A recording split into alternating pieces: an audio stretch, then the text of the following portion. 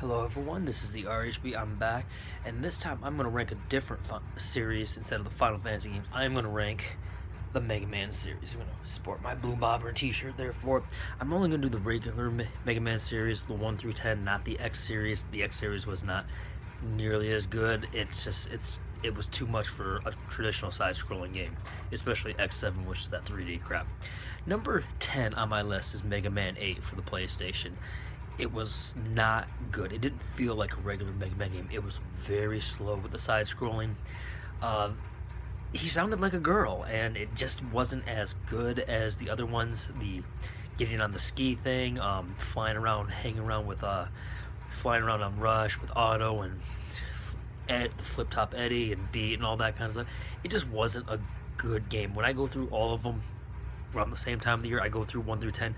8 is the one I won't even go through. I'll just go right to Wily's Castle, and sometimes I'll even skip that. I just don't like it. The gameplay was just not good compared to all the other ones. You gotta go through those bolts, and they're in certain spots. You can't just like find random ones and stuff. So, Mega Man 8 was definitely it was definitely number 10 on the list. Number 9 on the list is Mega Man 10, the one that you can download on the WiiWare for the Nintendo Network, and I like Mega Man 10. It's got a great classic throwback feel, but the problem is that you got Sheep Man, you got Strike Man, and if you look through it, it didn't even look 8-bit at times. It looked almost like 4-bit, or the guys were very solid colors. There wasn't a lot of detail to them, like Commando Man or Blade Man. And I mean, I like the settings that you can do, the different settings for. I mean, there's some good parts of it, but it ranks lower. I think the robots on it were kind of cheesy, and that's where it kind of suffered a little bit. Number 8 on my list is Mega Man 7, the one for the Super Nintendo. I like it. It's good. It's way too long. Again, the gameplay is kind of slow, and Mega Man's just too big in proportion to the rest of the screen, which I don't like. It's a difficult Mega Man, which is good, but you got too many things to find. You gotta find weapon tanks, energy tanks, special tanks, beat letters. I'm sorry, the rush letters for the rush adapter. You gotta find Otto's bolt. You gotta find Proto Man a few times in a certain order to get a shield. It's just there's too many things going on there, and you can use bolts to buy stuff, and that's just when it kind of gets a little cheesy. With Mega Man 9 and 10, when you buy it, at least it's it's one quick stop. You get them as you go through. Boom, this is what you can get, and it keeps it very simple. You don't have to buy special adapters and stuff like that. So Mega Man 7 is definitely lower on the list. Number 7 on my list is Mega Man 5. I like the story of Proto Man, but there's just something missing in the game. There's not a whole lot of story. It's supposed to be Proto Man as your villain, and all of a sudden it's Dark Man and Wily's behind it. It just felt like a traditional Mega Man game, but there wasn't any extra oomph to it.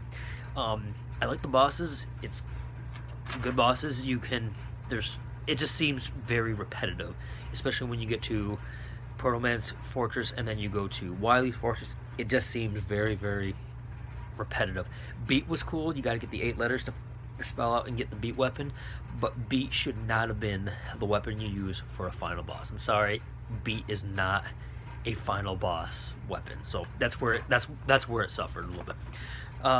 Number 6 on my list is Mega Man 6. I loved Mega Man 6. It was a great kind of closeout to the Nintendo series.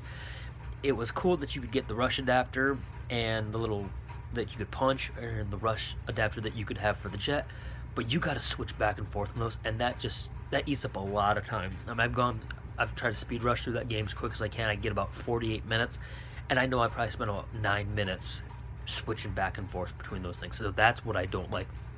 The other thing that I kind of like about it, but I don't like, is that every boss always takes off 4 energy points. So every boss, as long as you have the right weapon, you hit it 7 times.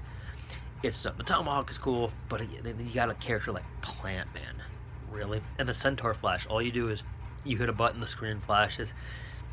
It's not for me. I do like the fact that you can there's 2 different exits through each one, and if you go through the harder, the more difficult to find one, you can get the Beat letters, which is nice. But then Beat doesn't do anything in that game, so he kind of gets put off to the side.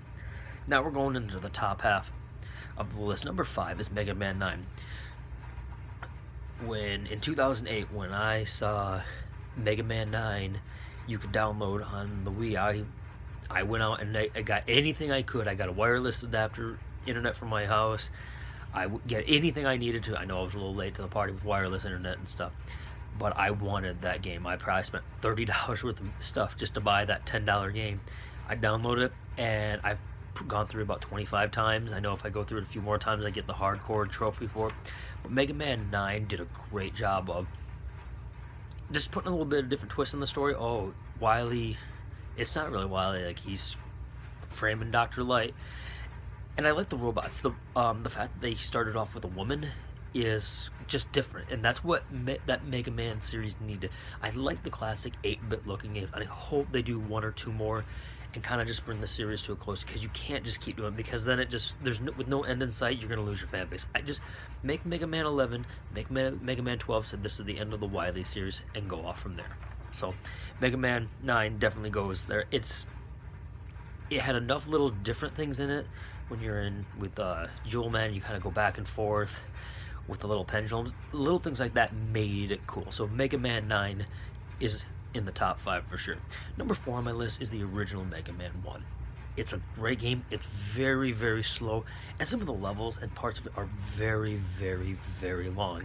When you're in Iceman stage, you gotta use that little magnetic beam instead of hopping on those little helicopter things. It's just very, very slow.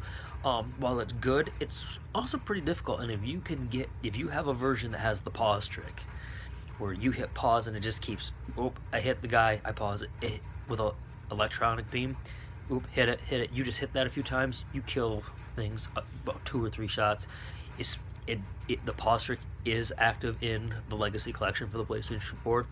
So if you are a fan of the original Mega Man's 1 through 6, get the Legacy Collection. It's totally worth it. It's just the gameplay is just the load time is better, and I like the borders that have the old school throwback drawings to Mega Man around it as you play. Number 3 on my list is Mega Man 2. It was the first Mega Man I ever played, and I loved it. And until I figured out how to get past that first Wily Castle using all those helicopter things, I would play through it.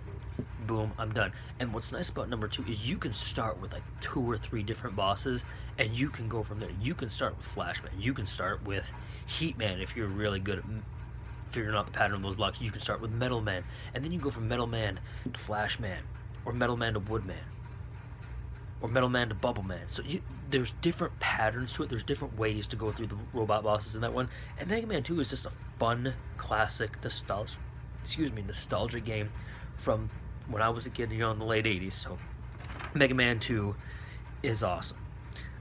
Number 2 on my list, gotta double check my notes, is Mega Man 4. And what I like about Mega Man 4, it was creative.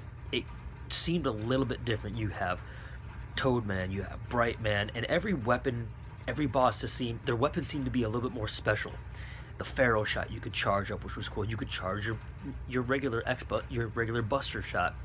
You got the balloon, you got the wire, and for the first time you felt like it was going in a different direction because you had a different boss. And now you get 4 boss levels, and then boom, there shows up Wily. You get 4 more boss levels. So I like it. It's a good challenging game. There's enough little side exploring to go through to get the balloon and the wire, but not where you have to go too far out of the way to get them. So Mega Man 4 is number 2 on my list, and that leaves number 1 on my list is Mega Man 3, the one that introduced Proto Man, the one that introduced Rush, the one that introduced sliding.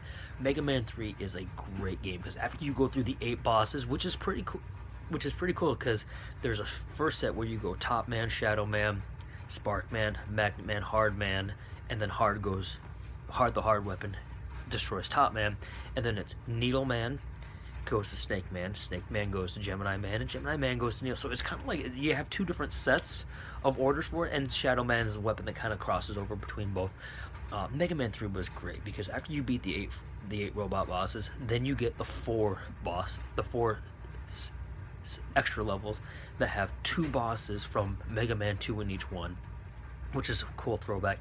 Then you go through, you have that huge Wily boss, the Gamma robot, where you have to use, if you're really good, you can slowly dwindle it down with the snake weapon, or just jump up, hit the top, spin on that thing, kills it one shot. Mega Man 3 is the best Mega Man game in the series, in my opinion. If you have any debate, you don't agree with my list, if you want to rearrange it a little bit, leave your comments in the section below. Until next time, this is the RHB, and I'm out.